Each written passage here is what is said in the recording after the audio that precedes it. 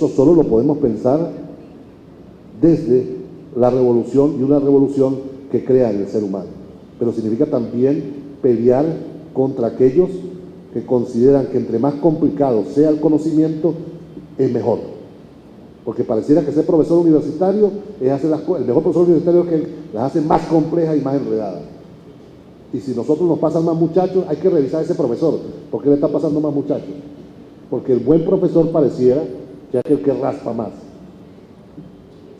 aquel que deja más gente fuera. Entonces, debemos comenzar a pensar en socialismo, ¿qué significa eso? Pues el Einstein, de por qué el socialismo, tenemos que comenzarlo a leer también, el Einstein de la didáctica en matemáticas y en física, que nos planteó desde el mismo lugar de enunciación crítica el tema de un mundo distinto al del tema de un aula y una escuela totalmente distinta. Nosotros desde el Ministerio nos estamos atreviendo a pensar eso que Inés Aguerrondo, que tuve la fortuna de que me diera clase en mi especialización en el IPE, escribe un artículo en Perspectivas sobre el tema de la geografía, Perspectiva de la revista de la UNESCO especializada en estudios comparados. Inés Aguerrondo dice que el tema de la inclusión pasa por revisar la escuela y su relación con el espacio geográfico. Y nosotros estamos comenzando, no a decirlo de esa manera, nosotros le llamamos territorialización, una palabra horrible. Me gusta más esa de geográfico, más chiquita y más. O sea, territorialización suena feo, pero bueno, es la que escogimos nosotros para identificar una política, ahora tenemos que comer, ¿verdad?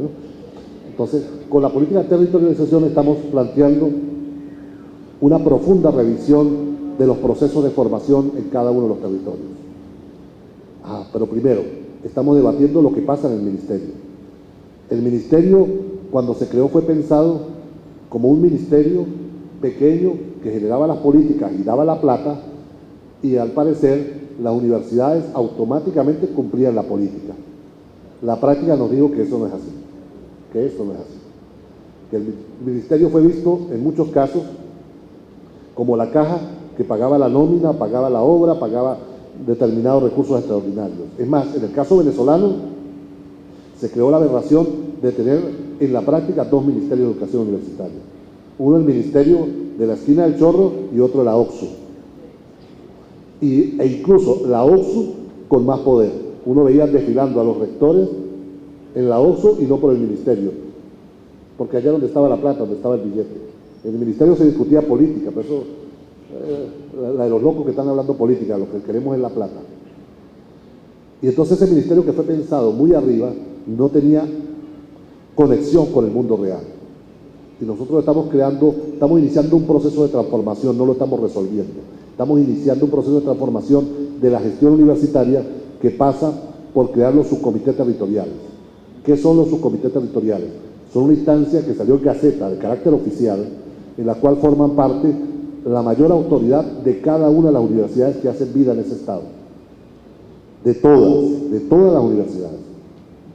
De las autónomas, las que no comparten nuestro paradigma, y de las que dicen estar con nosotros, y las que están con nosotros.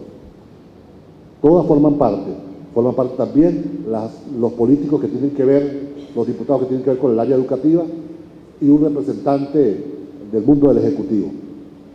Hay un representante del Consejo Federal de Gobierno. Pues bien, esa distancia para nosotros es bien importante para tener un cable a tierra y comenzar a discutir con los actores que hacen la educación, no con el sabiondo Ministerio de Educación Universitaria, sino con lo que hacen la educación en el territorio, lo que son las políticas universitarias. Y ahí nos hemos encontrado con algunas cosas. En Venezuela se dio una política histórica de apertura de carreras por vía de demanda, no por vía de oferta de Estado. Vulgarizándolo, ¿qué significa eso? Los estudiantes tomaban una carretera y decían, queremos estudios jurídicos aquí, y nosotros, ¡pum!, despachamos. Hay que crear estudios jurídicos para que levanten la toma de la carretera. O se reunían 5 alcaldes poderosos y le pedían al ministerio, hay que crear ingeniería. ¡Pum!, no queremos meternos en problemas. Hay un censo, mira, aquí llegaban con un censo. Hay 100, 200 estudiantes y vamos a crear entonces ingeniería. Pues bien, ese modelo funcionaba cuando había una matrícula de 780.000 estudiantes universitarios, de la cual egresaban unos 80, 100.000 de manera anual. O sea, estábamos presentes en la educación universitaria cuando Chávez llega, En 1998 estaba presente en 135 municipios. Hoy está presente en los 335 y no solo con una institución, sino con varias instituciones. Entonces, ese modelo que funcionaba, ¿cómo funcionaba? En mi estado, del cual soy originario, el estado Táchira, había varias universidades que formaban docentes. Por supuesto, no había capacidad de absorberlos a todos, pero entonces, en el caso de Barinas y de Falcón, no había universidades que formaran docentes. Entonces, si ustedes revisan, muchos de los profesores que ya tienen más de 15 años en Falcón o en Barinas, se verá que hay una cantidad de gochos enormes, que emigraban porque se iban, no había problema, pues se iban a trabajar y conseguían trabajo en Barinas, en Falcón o en otro estado donde no había la carrera de educación. Pero como la revolución decidió avanzar y garantizar la inclusión, en ese momento no pensamos en el tema de ver la correspondencia entre egresados y posibilidad de desarrollo laboral o de inserción en el campo de trabajo. Y ahí corremos el riesgo de caer en algo que planteaba Pablo Gentil, el secretario ejecutivo de Claxo, que es de generar una inclusión excluyente, como el mayor desafío, dice Pablo, de los gobiernos progresistas de América Latina. Y se evidencia en eso. Nosotros tenemos hoy 32.000 estudiantes de estudios jurídicos, de administración, perdón. Esos 32.000 tienen limitada capacidad de inserción en el mundo del trabajo. Pero en Paria, en una ciudad pesquera, tenemos 3.200 estudiantes de administración. Yo soy educador y me contenta cada vez que veo que alguien escoge la educación. El programa de formación de educadores fue pensado para resolver un tema del desarrollo de la profesión docente. En Venezuela tenemos un enorme problema con las especialidades. Tenemos un déficit de 85.000 docentes en física, química, matemáticas, biología e idiomas. Pero tenemos 504.000 docentes, de los cuales 480.000 son de educación integral. ahí tenemos un cuello botella. 480.000 de educación integral. Y cuando uno le pregunta a un muchacho, ¿usted qué sabe? Bueno, yo soy profesor integral. Pero ¿qué sabe? No, integral. Entonces tenemos un problema como Estado. Tenemos un problema que resolver. Tenemos que resolver el tema de los que faltan en biología, en matemática, física, idiomas, pero parar el tema de los educadores integrales. A mí me correspondió en el año 2003 ser interventor de la zona educativa Táchira, en el área de recursos humanos. Y yo ahí conté con 5.400 solicitudes de cargos y había 480 disponibles. 480 me aman y 4.900 me odian. Me odian porque fue Luis Bonilla que no les dio trabajo. Por suerte Luis Bonilla no es a la revolución ni al Estado venezolano, ¿no? Pero a ese nivel hemos llegado.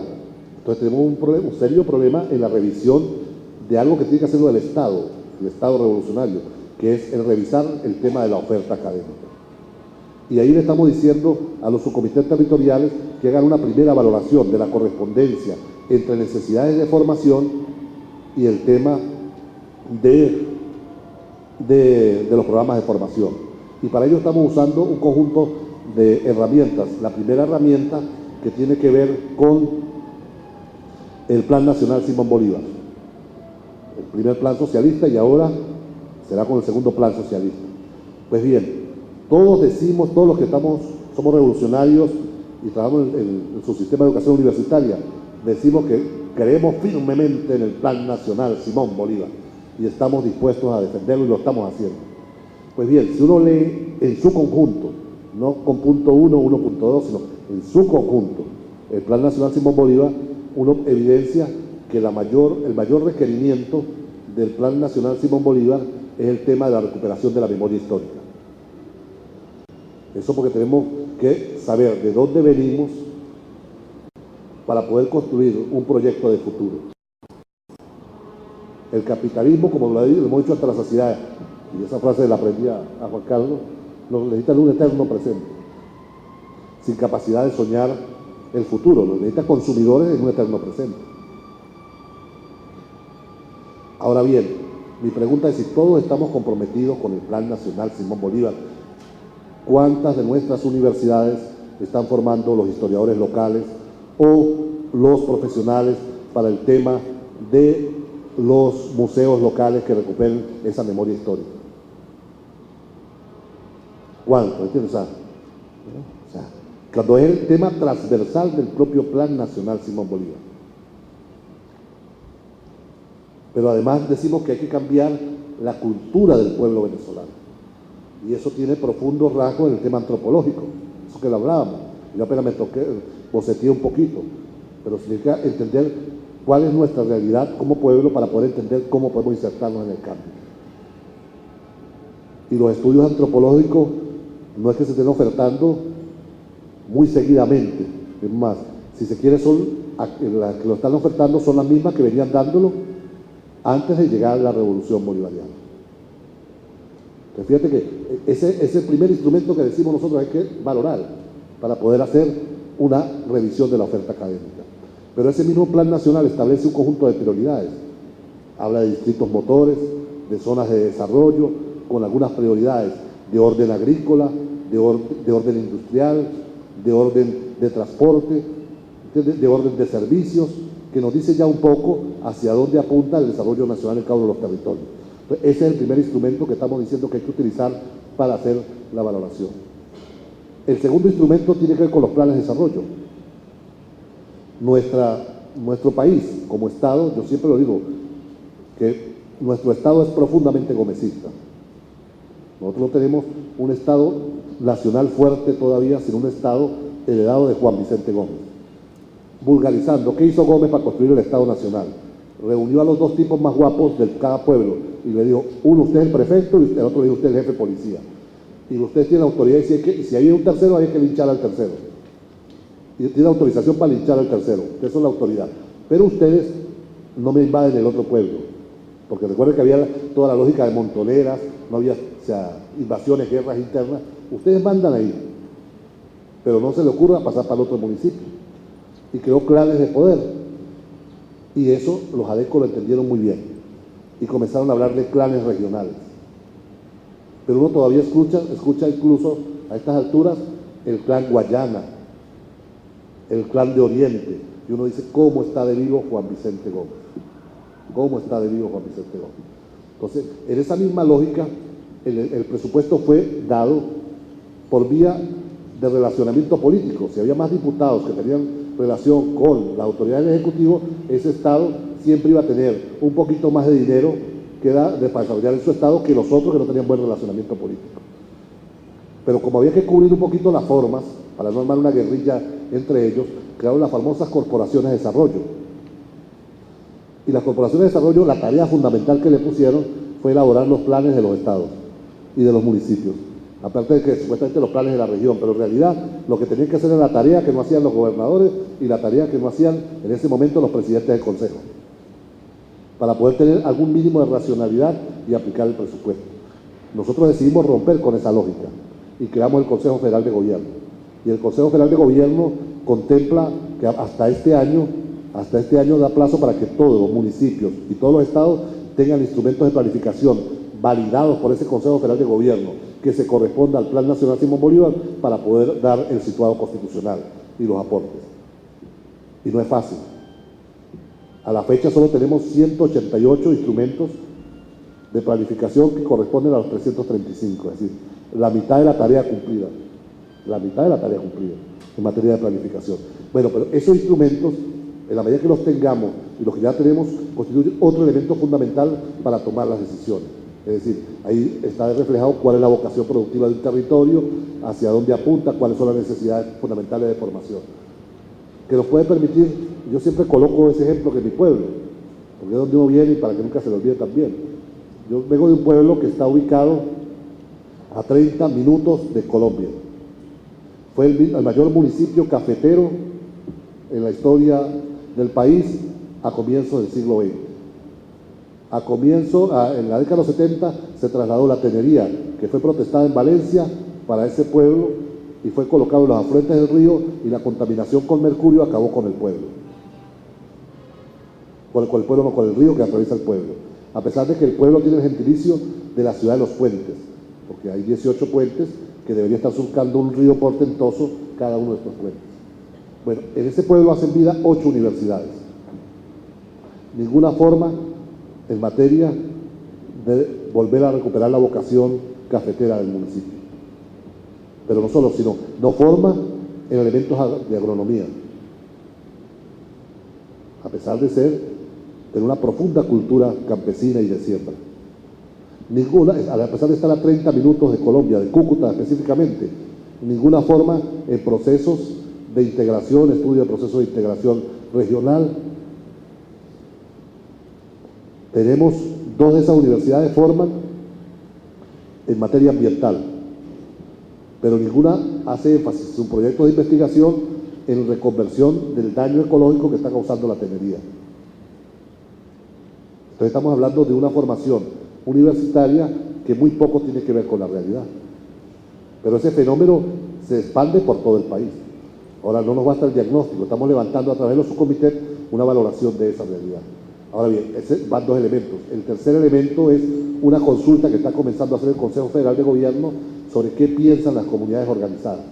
Porque una cosa es lo que piensen los grandes decisores, Plan Nacional Simón Bolívar, otra cosa es lo que piensan las autoridades locales y regionales, sino también qué piensan la gente de los consejos comunales respecto a esos procesos. Y ese es un tercer elemento. El cuarto elemento tiene que ver con las necesidades de cada uno de los ministerios. Eso que pareciera lógico en este estado que todavía tiene mucho de gomecista, los ministerios no le pasan al Ministerio de Educación Universitaria, no le pasaban, eso lo hemos venido corrigiendo, las necesidades de formación de cada uno de esos ministerios. Entonces no puede, esa necesidad no necesariamente tiene que estar ni en el plan nacional, ni en el plan local, ni en el Poder Popular. Aparece por otra vía. Por ejemplo, el mismo caso de mi pueblo. En mi pueblo se explotó por primera vez el petróleo, pero decidieron que estaba a tal profundidad y era tan de mala calidad que no había que explotarlo. Bueno, ahora con el satélite Simón Bolívar, al parecer están diciendo los estudios con el satélite que sí hay posibilidad de explotar el petróleo allá.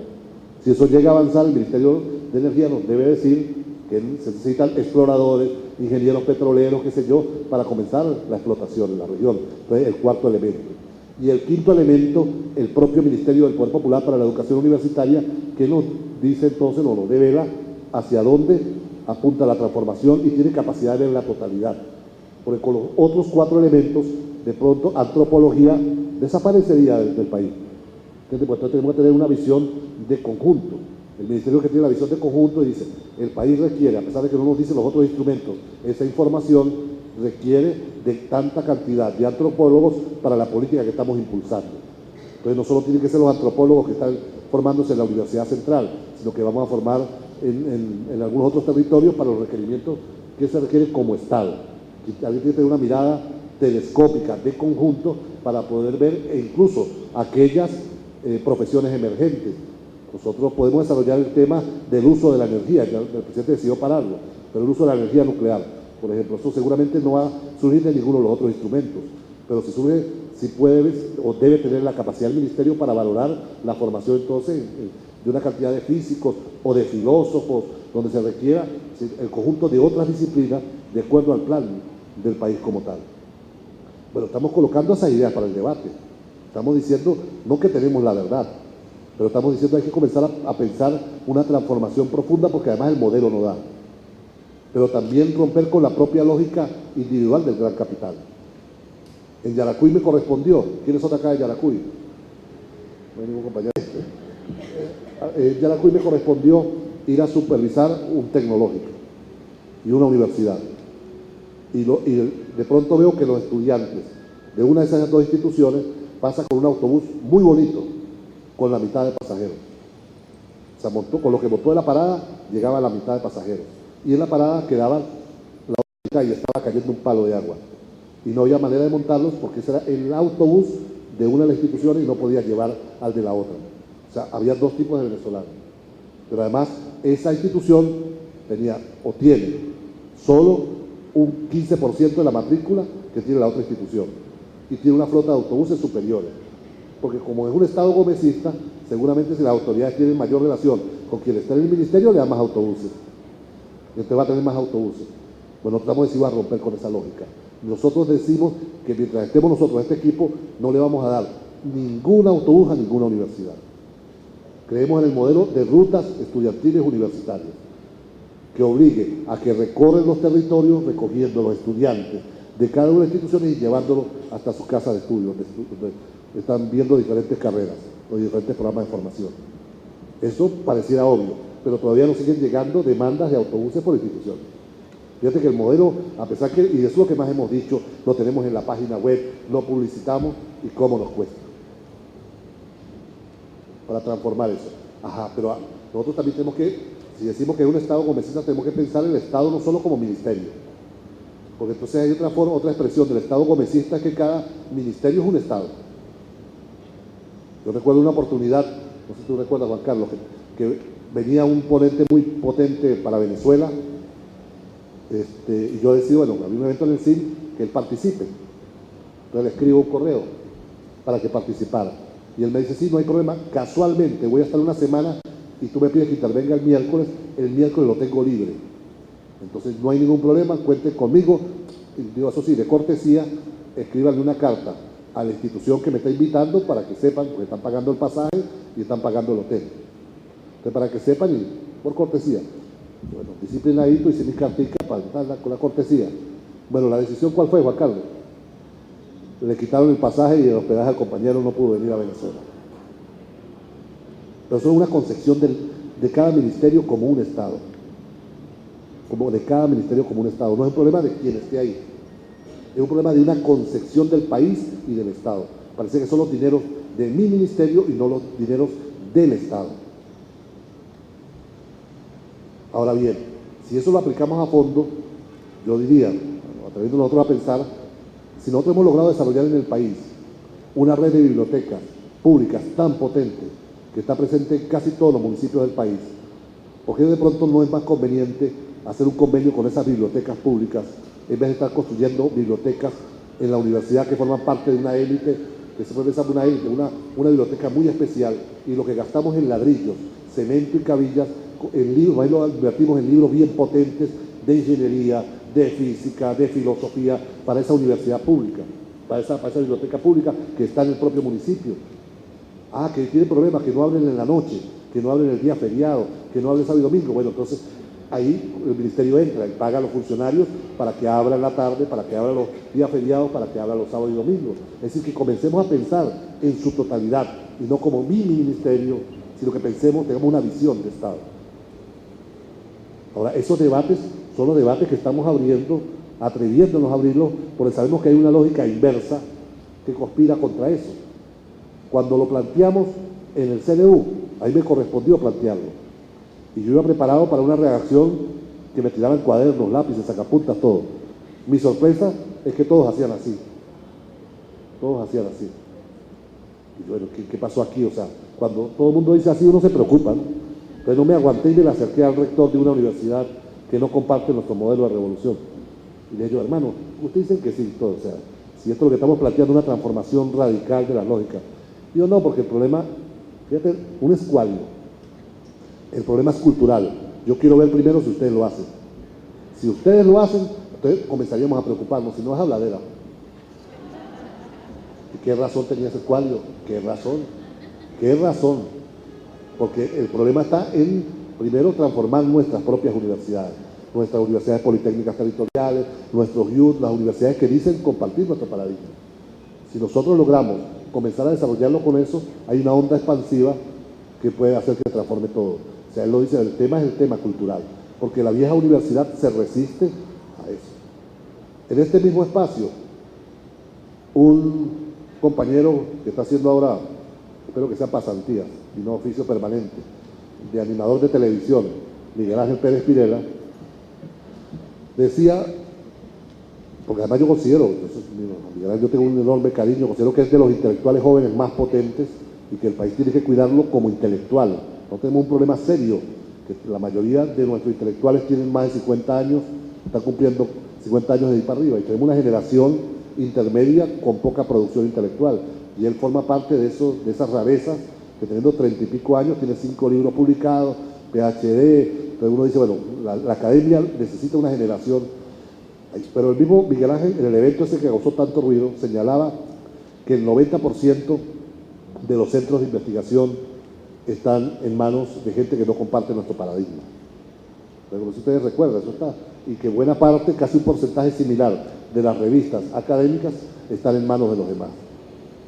O sea, de los que no comparten nuestro paradigma. Y eso plantea un enorme desafío después de 13 años de revolución. Los elementos de transformación no se hacen con diseño de política, se hacen con seres humanos, con hombres y mujeres de carne y hueso. Y esa es la idea, entre otras, esa es la agenda oculta, la carta escondida debajo de la manga de encuentros como estos. A ustedes los estamos citando como una generación de profesionales que obtuvieron su maestría y su doctorado, que ahora quieren ser investigadores. Pero eso significa enormes desafíos, crear centros de investigación que tengan que ver con la transformación de la realidad, que tengan que ver con la discusión de punta, el conocimiento de punta. Y eso no lo va a hacer Hugo Chávez, no lo va a hacer Yadira Córdoba, no lo va a hacer Luis Bonilla, lo van a hacer ustedes en cada uno de los territorios. Nosotros tenemos que gritar mucho, Chávez no se va, mucho, pero también tenemos que hacer mucho eso de centro de trabajo. A nosotros nos corresponde, como tarea revolucionaria, esa que le estamos diciendo.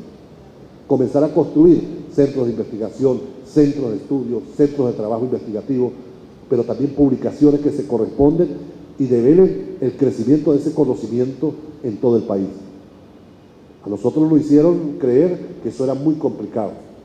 No, eso de una publicación, dígame si es arbitrada, para conseguir los árbitros, eso qué cosa tan compleja, ¿entiendes? Y dígame para indexarla, ¿no? Y el papel tan caro. Bueno, no, mire, vamos a hacerla como incluso lo han hecho, lo hacen los compañeros cubanos. Compañeros cubanos mantienen sus publicaciones con un conjunto de limitaciones económicas, pero la mantienen. O sea, ¿quién nos dijo a nosotros que una revista arbitrada, indexada, no puede ser una publicación si eso es lo que tiene el tecnológico en el momento? O eso es lo que tiene el grupo de investigación, una que sea publicada con papel de resma, de papel blanco, con la calidad. Lo que interesa no es tanto la forma, también hay que hacer cosas muy bonitas y elegantes en medio de una revolución, pero fundamentalmente nos interesa el contenido. Yo me asusto con las publicaciones que son en papel glacé, a full color, de 40 páginas, y uno revisa y no tienen nada. Y uno dice la cantidad de revistas que pudieron salir con esta publicación en papel glacé. Entonces yo prefiero una publicación que sea hecha en hojas de esta, grapada por el lado, pero cuyo contenido uno quiera citarlo en todos lados. Y ese contenido que requiere el país, que requiere el Estado venezolano, solo lo podemos hacer todos nosotros. Es este equipo que estamos convocando para que sea el ejército que desarrolle dinámicas de investigación en todo el país. Es una tarea no fácil, porque parir cosas nuevas es algo muy difícil, pareciera fácil, porque conspira contra la normalidad de las cosas que están en cada uno de los territorios. Y todo el mundo, si yo llego diciendo que voy a crear la revista arbitrada Caripito, enseguida van a decir, ay, este quiere ser alcalde, y el otro no, este quiere ser concejal, y este quiere ser gobernador, o este quiere ser secretario del partido, porque hay esa otra lógica de lo que hablaba antes, la cultura estalina que descalifica y todo. Fíjate que todo trato de que tenga conexión. Entonces, la tarea no es fácil al comienzo, pero hay que llenarse de mucho amor y una piel bien dura para poder empujar eso. Y que centros de investigación con mucha limitación, pero también con mucha potencia, esta sinergia, que nos veamos gente de todo el país, diciendo es posible constituir redes de investigación, pueda generar ese conocimiento socialmente útil y que pueda permitir disparar las disciplinas. Nosotros nos atrevimos, siempre lo decimos, a colocar un satélite en el espacio. Y cuando colocamos ese satélite, revisen la prensa cómo se reían. Los escualios se reían, el Nacional incluso tituló que para qué eso, o sea, que no íbamos a saber manejarlo.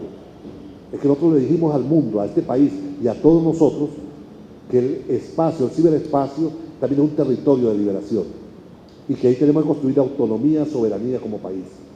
Pero mantener ese satélite dándole vueltas implica desarrollar conocimiento, profesionales de altísima competencia. Y eso, desde mi modo de ver, y desde el modo de ver del equipo que está en el ministerio, solo se logra movilizando la universidad. Y hoy por hoy cada vez estamos más convencidos que la transformación de la universidad en buena medida parte de la labor de investigación. Es decir, cómo la labor de investigación sacude el conocimiento, hace que la universidad se movilice, y algunos querrán ser simplemente profesores dadores de clases, algunos, pero que la universidad se movilice a partir del trabajo de investigación.